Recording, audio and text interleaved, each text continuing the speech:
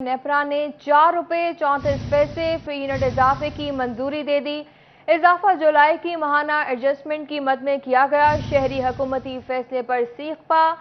₹700 दिहाड़ी में इतना बोझ कैसे बर्दाश्त करेंगे, शहरियों की दुहाई।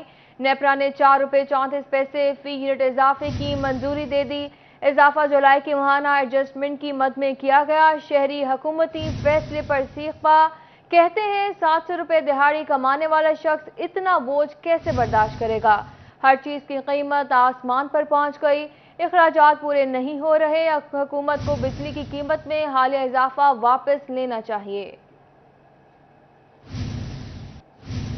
ਇਹਦੇ ਵਿੱਚ ਸਾਰਾ ਕੁਝ ਲੈ ਕੇ ਜਾਣਾ ਹੁੰਦਾ ਤੇ ਮਹਿੰਗਾਈ ਜਿਹੜੀ ਬਿਜਲੀ ਦਾ ਬਿੱਲ ਆ ਇਹ 1500 2000 ਰੁਪਏ ਇੱਕ ਕੋਈ ਚੀਜ਼ ਵੀ ਨਹੀਂ ਹੈ, ਨਾ ਫ੍ਰਿਜ ਹੈ ਨਾ ਕੋਈ ਹੋਰ ਚੀਜ਼ ਹੈ। ਇਹ ਹਾਲਤ ਦੇਖ ਲਓ, ਸਾਡੇ ਮਜ਼ਦੂਰ ਆ 700 1000 ਰੁਪਏ ਸਾਡੇ ਕਮਾਉਣ ਵਾਲੇ ਡੇਲੀ ਮਜ਼ਦੂਰ ਆ, ਬੱਚੇ ਆ 4-5, ਮਕਾਨ ਕਿਰਾਏ ਦਾ 4 ਰੁਪਏ ਬਿਜਲੀ ਮਹਿੰਗੀ ਤੇ ਹੋ ਗਈ ਹੈ, ਪਰ ਗਰੀਬ ਆਦਮੀ ਦੇ ਉੱਤੇ ਬੋਝ ਵੱਧ ਗਿਆ। ਮੇਰੇ ਭਾਈ ਗੁਜ਼ਾਰਿਸ਼ ਕਰਨਾ ਆਪਣੇ ਮੁਲਕ ਦੇ ਮੋਤਬਰ ਹੁਕਮਰਾਨਾਂ ਨੂੰ ਇਸ ਚੀਜ਼ ਉੱਤੇ ਗੌਰ व खोज ਕਰਨ, गरीब आदमी वास्ते देखण। गरीब आवाम को पिसने के लिए हुकूमत के कोई ना कोई मौका चाहिए। अपनी अयाशियाँ जो है इन्होंने कंटिन्यू की हुई हैं और सारा बोझ जो है वो आवाम पे डालते जा रहे हैं। 10,000 रुपया बिल भेज दिता गवर्नमेंट ने, इनको कोई खुदा दा खौफ खो बस करो, जे नहीं हुकूमत होंदी ते छੱਡ ਦੋ हुकूमत ਨੂੰ।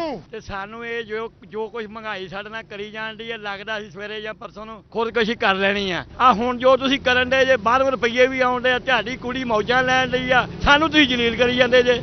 आगे बढ़े और आपको बताएं, मुल्क भर में सैलाब की तबाहकारियां जारी हैं। पाकिस्तान हौजरी मैन्युफैक्चरर्स एसोसिएशन भी मुतासरीन की इमदाद के लिए पेश।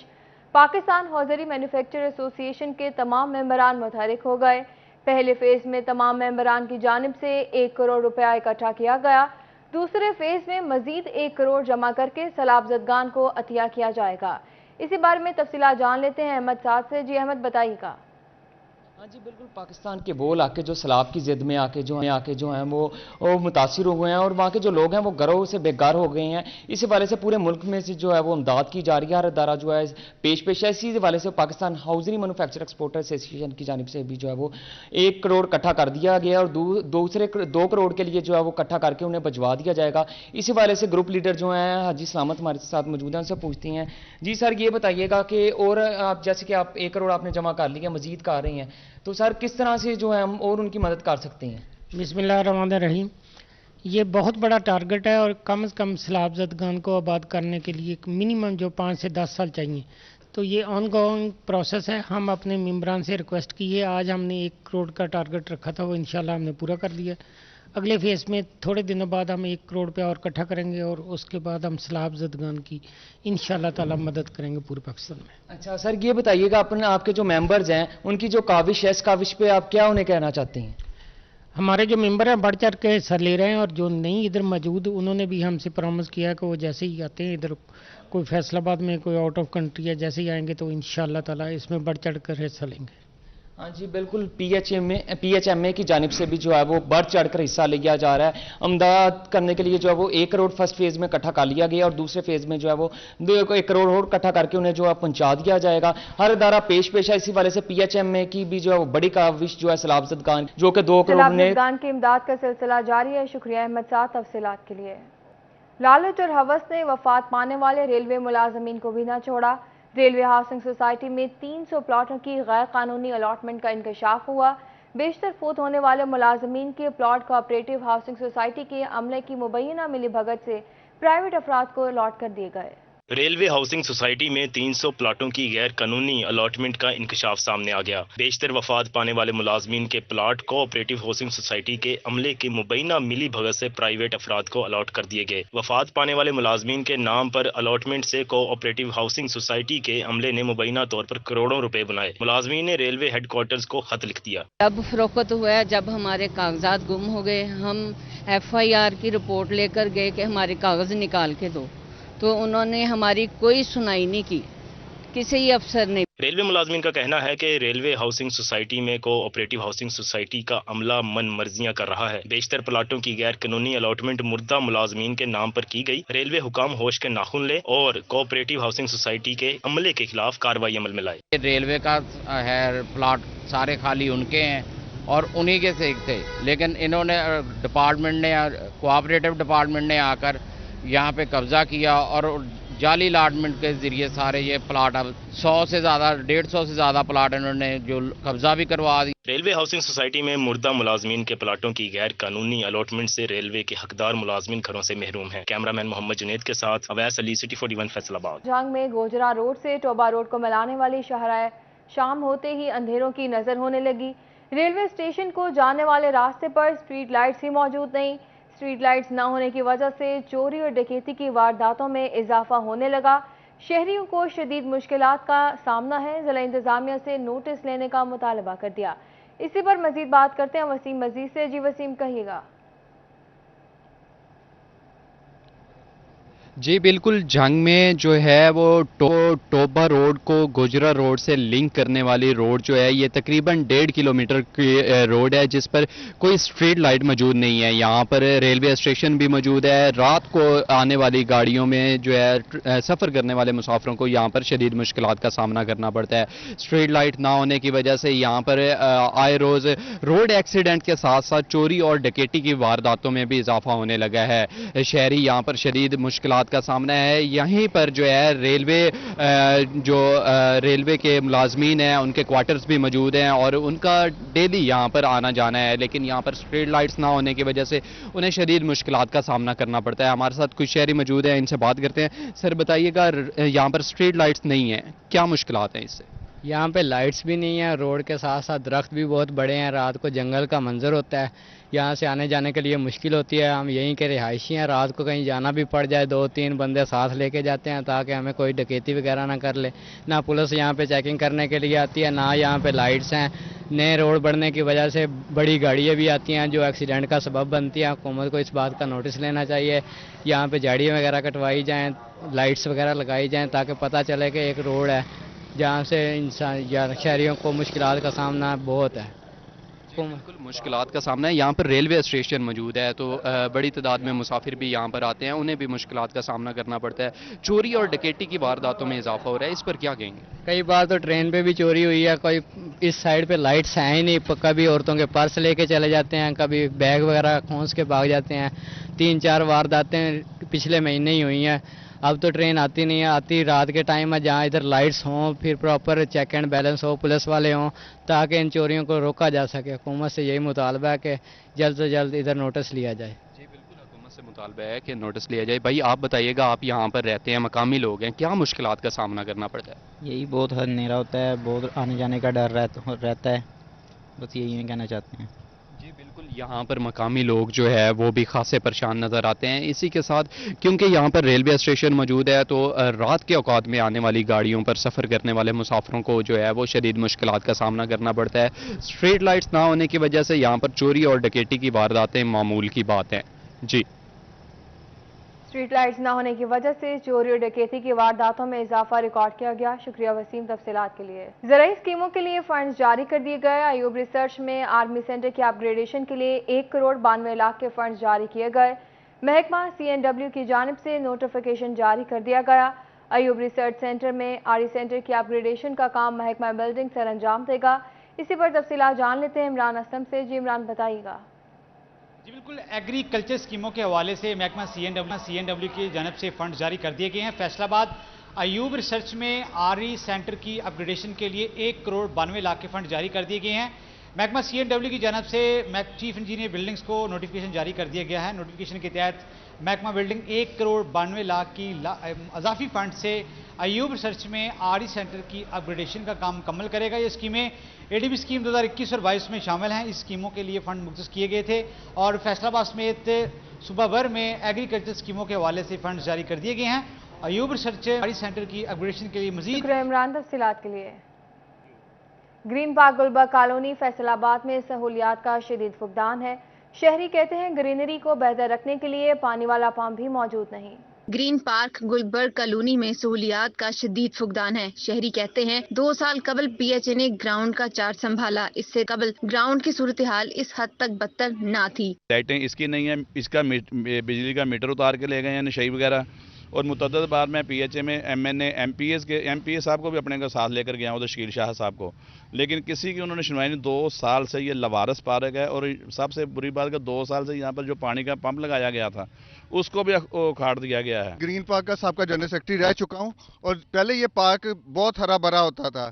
جب سے یہ انہوں نے خستہ حال کر دیا، انہوں نے جہازوں نے یا جنہوں نے جو آ کے یہاں پہ چرس وغیرہ پیتے ہیں ان لوگوں نے، جب سے یہ پارک ہمارا PHA والوں نے لیا ہے ہم بہت ہی پریشان ہیں۔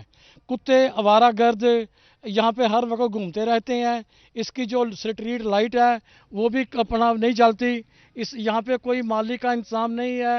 شہری کہتے ہیں پارک کی لائٹس اور میٹر بھی غائب ہیں، کوڑے کے ڈھیر لگے ہوئے ہیں جنہیں اٹھایا نہیں گیا۔ گرینری کو بہتر بنانے کے لیے پانی والے پائپ بھی موجود نہیں، جبکہ پودے بھی خشک ہو چکے ہیں۔ یہاں پہ کچھ لوگ نشہ بھی کرتے ہیں، چونکہ اوپن ہے، گیٹس کھلے ہوئے ہیں، کچھ بھی نہیں، کوئی بدحالی کا شکار ہے، اور اس کا نقصان یہ ہوتا ہے کہ یہاں پہ جیولری سنیچنگ، وائلٹ سنیچنگ اور بیگ سنیچنگ کی وارداتیں عام ہو گئی ہے۔ ماضی میں یہ ہمیں بہت خوبصورت پارک ملا ہے، ایک بہت اچھا انتظام ہوتا تھا، لیڈیز جینٹس علیحدہ اس کے پورشن بنے ہوئے ہیں، لیڈیز بھی اپنا واک کرتی تھی، جینٹس بھی واک کرتی، ہمیں بہت جب ہم آج سے ماضی میں چلے جائیں جب ہم چھوٹے تھے ہمیں بہت اچھا ماحول ملا ہے۔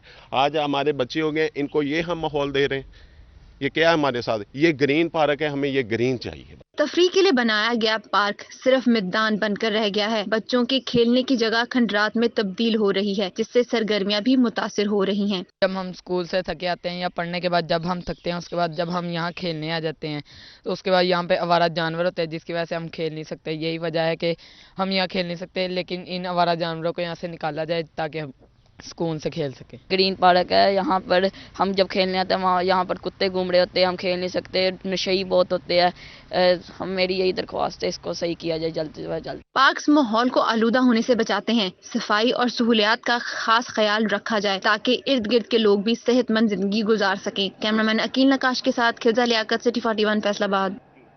بلدیاتی اداروں کے لیے اچھی خبر، daily wages, sanitary workers, sewerman بھرتی کے حوالے سے گائیڈ لائنز جاری کر دی گئیں۔ سیکرٹری بلدیات نے عارضی بھرتیوں کی اجازت دے دی، ملازمین کی کمی پوری کرنا اب ممکن ہو سکے گا۔ اسی حوالے سے مزید جانتے ہیں عبدالرحمان سے۔ جی عبدالرحمان بتائیے گا۔ جب بات کریں یہاں پر لوکل گورنمنٹ کے حوالے سے تو یہاں پر اہم خبر یہ ہے کہ یہاں پر مقامی حکومتوں کو امپلائیز رکھنے کی اجازت دے دی گئی ہے۔ سینٹری ورکرز رکھے جائیں گے FWMC میں، واسا میں، کسی بھی اتھارٹی میں اگر خالی ہوں گے میونسپل کارپوریشن میں یا ضلع کونسل میں تو وہاں پر سینٹری ورکرز تعینات کیے جا سکتے ہیں۔ ڈیلی ویجز ہوں گے، 1 مہینے کے لیے تعینات کیے جائیں گے، لیکن ساتھ میں یہ طے کرنا ہوگا کہ ان کو دوبارہ جو ہے وہ پرماننٹ نہیں رکھا جائے گا۔ 1 مہینے میں ان کو ان کے واجبات جو کم از کم تنخواہ وہ دے دی جائے گی، پھر اس کے بعد ان کو یہ جاب چھوڑنا ہوگی۔ اور اس کا مقصد یہ ہے کہ یہاں پر روٹین کے دنوں میں جو جاب کے مسائل پیدا ہوتے ہیں، جو امپلائمنٹ کے مسائل پیدا ہوتے ہیں، جو افرادی قوت کی کمی ہے تو وہ دور ہو سکے۔ اس سلسلے میں یہاں پر 1 ماہ کے لیے حلقہ N108 میں انتخابی مہم زوروں پر، رہنما PTI میاں فاروق حبیب کا انجمن تاجران ریک سٹی کے دفتر کا دورہ، ریک سٹی سمیت شہر کے معروف تاجروں کے PTI رہنماؤں سے ملاقات۔ صدر انجمن تاجران ریک سٹی چودھری غلام حسین کا PTI کی بھرپور حمایت کا اعلان۔ اس پر مزید جان لیتے ہیں محمد علی نارو سے۔ جی علی بتائیے گا۔